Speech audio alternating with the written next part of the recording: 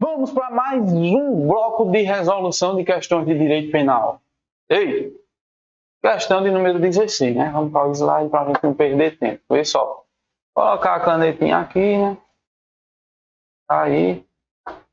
Questão número 16, não importa aqui o número.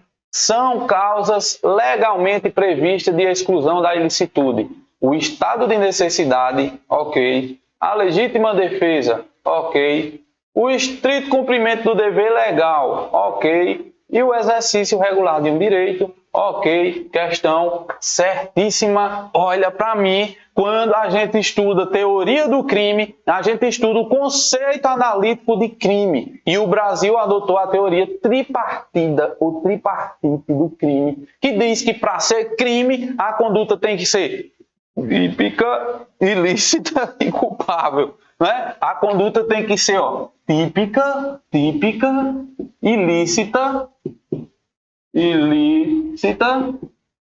e culpável. Ei! Então é aqui que a gente estuda a teoria do crime. E vocês lembram que a gente fez aqui uma planilhazinha, né? Uma tabelazinha. Está aqui a nossa tabela da teoria do crime. Para a conduta ser típica, ela precisa de 4 elementos. Ou seja, conduta, né? Para o fato ser típico, na verdade, conduta, resultado, naturalístico, nexo, causal e tipicidade. Beleza. Tipicidade. A gente estudou cada elemento desse. E a gente viu que quando a conduta é típica, a gente parte para uma presunção de ilicitude. A ilicitude ela é presumida. Toda conduta típica, todo fato típico, presume-se ilícito. Porém, essa ilicitude, ou chamada de antijuridicidade, ela pode ser excluída por uma de suas excludentes, né? Aí existem as excludentes de ilicitude genéricas, que são 4. São 4, tá lá, estado de necessidade, né?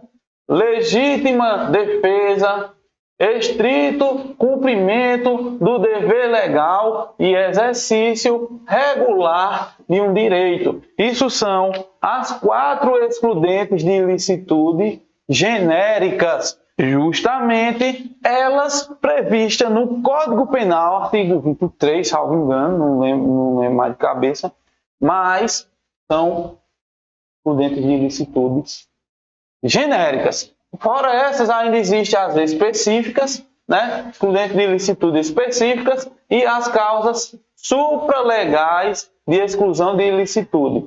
Supralegais de exclusão de ilicitude, beleza? O que a questão fala é justamente dessas 4 aqui, prevista em lei. Prevista onde, professor? No Código Penal Brasileiro, certo? Que é uma lei, claro que é uma lei. Lei 2484, né, de 1940. O código da gente é idoso, mas está valendo, beleza? Então, vê o que diz a questão. Somente isso, velho. São causas legalmente previstas de exclusão da ilicitude: o estado de necessidade, a legítima defesa, o estrito cumprimento do dever legal e o exercício regular de um direito. Questão certíssima. Parte para outra questão sem perder tempo, porque o tempo da gente é pouco. Para que se configure legítima defesa, faz-se necessário que a agressão sofrida pelo agente seja antijurídica, contrária ao ordenamento jurídico, configurando assim um crime. Ei, peraí. Não precisa necessariamente que a agressão sofrida seja um crime.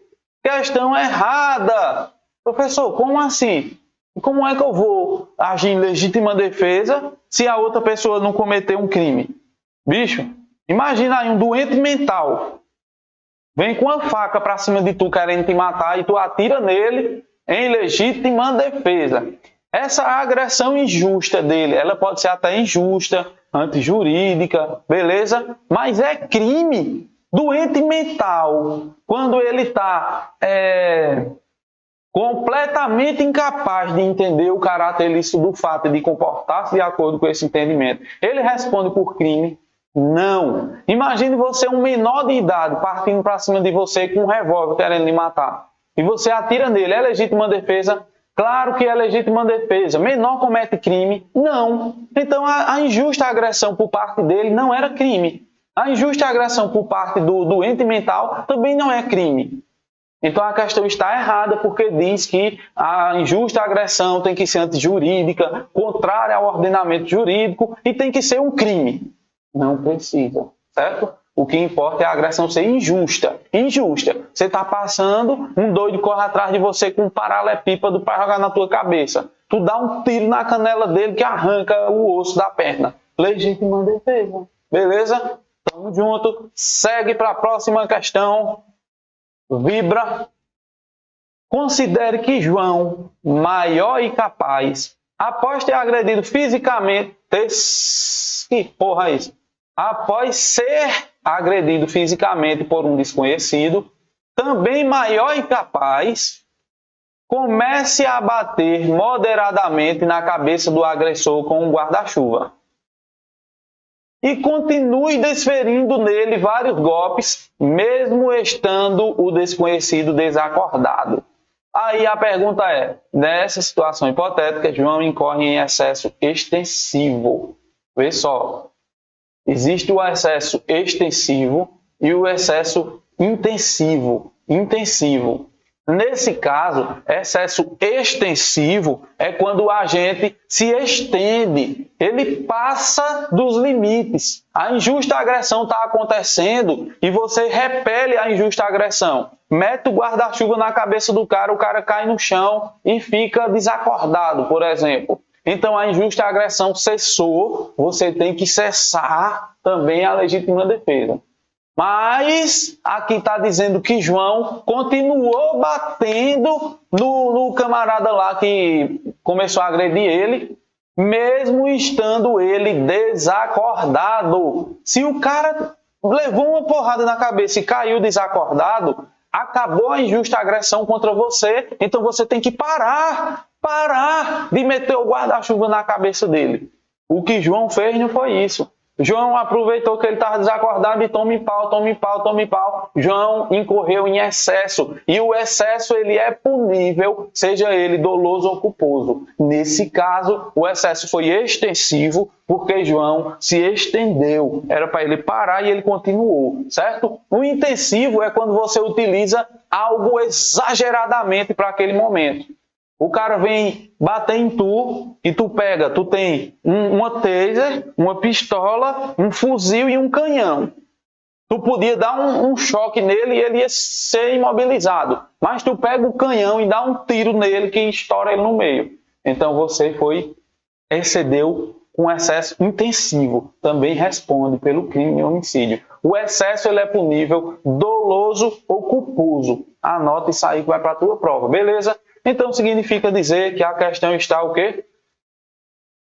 Corretíssima! Segue para a próxima. A embriaguez completa provocada por caso fortuito é causa de imputabilidade do agente. Questão o quê? Certíssima. Ei! Quando a gente estuda a teoria do crime, fato típico, ilícito e culpável, dentro da culpabilidade a gente estuda 3 elementos. Só para você relembrar, é o IMPOEX. IMPOEX? Que porra é IMPOEX, professor? Imputabilidade penal, certo? Potencial, consciência da ilicitude e exigibilidade de conduta diversa, beleza? Exigibilidade de conduta diversa. Isso aqui são os 3 elementos da culpabilidade, tranquilo? E dentro da imputabilidade penal, a gente estuda o sistema biopsicológico, né? E não basta ter o biológico, ou seja, doença mental, tem que ter o biológico mais o psicológico. Doença mental e unir a falta de discernimento. O doente mental tem que estar inteiramente incapaz de entender o que está fazendo. Aí sim, critério biopsicológico, beleza? Só que lá dentro da imputabilidade penal a gente estuda a embriaguez. A embriaguez dolosa ou culposa, não é? ela não exclui a imputabilidade penal. A emoção e a paixão também não excluem a imputabilidade penal. Agora, a gente estudou que a embriaguez completa, proveniente de caso fortuito ou força maior, exclui a imputabilidade penal do agente. A embriaguez completa é quando o cara chega a ficar inteiramente incapaz de entender o caráter ilícito do fato e de determinar-se de acordo com esse entendimento. Então, se o cara está inteiramente incapaz de entender o que está fazendo e essa embriaguez foi proveniente de caso fortuito ou força maior, certo? Uma força da natureza, um acidente, o cara caiu dentro de um tonel de gasolina, por exemplo, e ficou inteiramente, completamente embriagado, até o ponto de ficar inteiramente incapaz de entender o que estava fazendo, ele é inimputável. Ele não tem o primeiro elemento da culpabilidade. Então, ele é isento de culpa, porque só existe culpabilidade se tiver o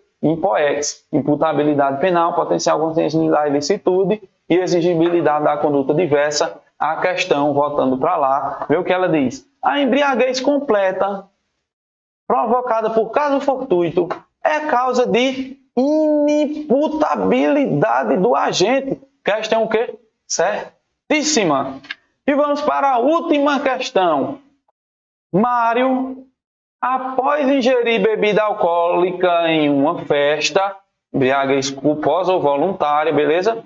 Agrediu um casal de namorados, o que resultou na morte do rapaz. Fudeu. Devido à gravidade das lesões, beleza. A moça sofreu lesões leves.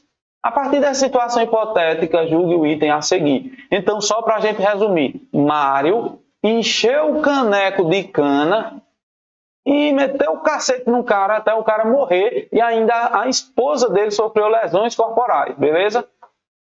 Por estar embriagado, porque estava embriagado, Mário deve ser considerado inimputável. Certo ou errado? Errado. Ei, aqui a embriaguez foi voluntária. Se a embriaguez foi voluntária, então ele vai responder. Olha para mim. A embriaguez culposa ou voluntária, ou seja, dolosa, né? Aquela que eu digo, eu quero beber até ficar troncho, não exclui a imputabilidade penal. A única embriaguez que vai excluir a imputabilidade penal e tornar o cara inimputável, ou seja, sem culpabilidade, isento de pena, é a embriaguez proveniente de caso fortuito ou força maior. Caso fortuito é um caso da natureza. Digamos que, deu um enchente e carregou você e no meio do caminho você caiu dentro de um poço de gasolina, dentro de um tanque de gasolina e ficou embriagado, dentro de um tanque de cana, de cachaça, e tomou a cachaça todinha afogado lá, ficou embriagado. Isso é um caso fortuito, beleza? Força maior, eu pego, amarro tu, algemo tu com as mãos para trás, algemo o pé na mão e daqui a pouco eu pego uma garrafa de cana e boto na tua boca, então um homem miserável. Faço tu tomar 1 litro de pitu. Tu fica completamente embriagado. Isso foi o quê? Força maior, uma força irresistível. Isso sim lhe torna inimputável pela embriaguez completa. Mas se foi numa festa, tu enchendo a cara, negativo, você vai responder. Ainda que você chegue a ficar totalmente embriagado e não entenda o caráter ilícito do fato. Ou seja, você fica inteiramente incapaz de entender o que está fazendo. Mesmo assim, você vai responder, porque a embriaguez foi voluntária ou culposa. E a embriaguez voluntária ou culposa não exclui a imputabilidade penal, beleza?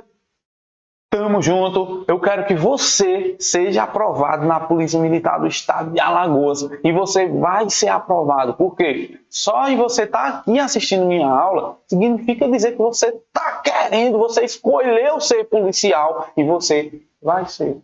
Agora, vai lá no meu Instagram e me convida para a formatura, miserável. Me convida para o churrasco, porra. Tamo junto. Permissão para me retirar dessa live. Pô, não é live não, pô. De novo. Permissão para me tirar, pô. Permissão para me retirar dessa gravação. Valeu. Até a próxima.